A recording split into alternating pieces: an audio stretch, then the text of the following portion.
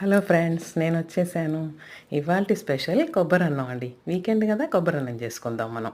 దానికోసం 2 కొబ్బరి చిప్పలు తీసుకొని సన్నగా ముక్కలు తరిగి పెట్టుకోండి. తర్వాత బాణలు పెట్టుకొని అందులో నెయ్యి వేసి దాల్చిన చెక్క, లవంగం వేయించుకోండి బాగా. వేయించుకున్న తర్వాత ఈ మొత్తాన్ని కలిపి మిక్సీ వేసి పెట్టుకోండి పక్కన.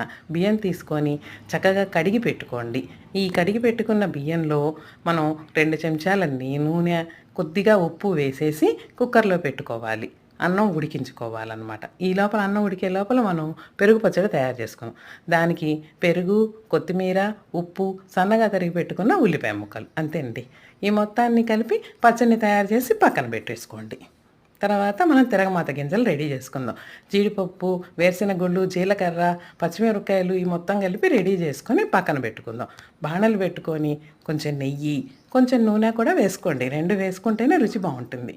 తర్వాత దాంట్లో మొత్తం అన్ని రకాల తిరగమాత గింజల్ని వేసేసుకోండి.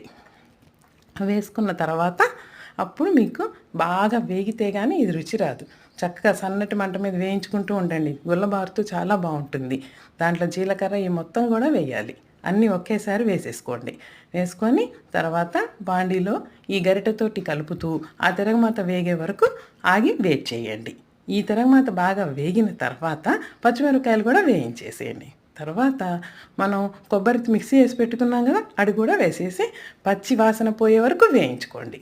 ఎంత వేగితే అంత రుచిగా ఉంటుంది. ఈ మొత్తం కలిపి వేగిన తర్వాత ఇందులోకి మనం ఎంత వేగితే అంత రుచి అన్నాను కదా, బాగా వేగిందండి. వేగిన తర్వాత ఇప్పుడు అన్నం వేసి మొత్తం వేసి కలిపి పెట్టుకోండి. ఈ మొత్తం కలిపిన తర్వాత పళ్ళెల్లోకి తీసుకోండి. తీసుకున్న తర్వాత పెరుగు పచ్చడి వేసుకొని నంచుకొని తిని ఆ రుచి మీరు చెప్పేసేయండి.